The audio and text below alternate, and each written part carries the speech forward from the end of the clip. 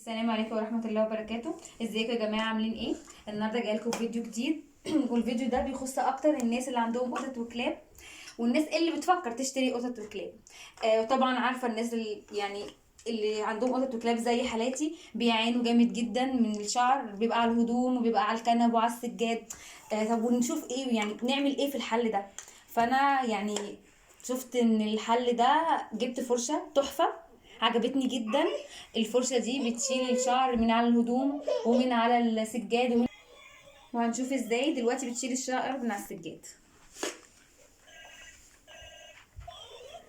كده. المكان ده مليان شعر اهو، سحر بجد. كده مش هتخلي فيه مشكلة اصلا.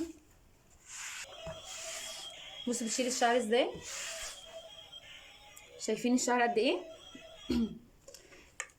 وممكن بقى نشيله كده، ندخلها ونخرجها كده، ما بتبص كمان، يعني هي ما بتبص. بجد بجد سحر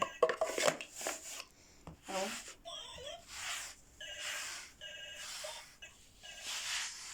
شايفين بتشيل الشعر ازاي بطريقه سهله قوي. هتخليكوا بعد كده تفكروا، يعني لو عايزين تشتروا هتشتروا قطط وكلاب، ولو عندكم قطط وكلاب مش هتعينوا بعد كده. اهو بيتشال كده اهو اهو اهو كده كده نضفناها خالص. وممكن من تحت كده اهو الشعر بيطلع، وبترميه وبتبتدي تستعمليها تاني. شايفين؟ وبترجعوا تقفلوها كده تاني.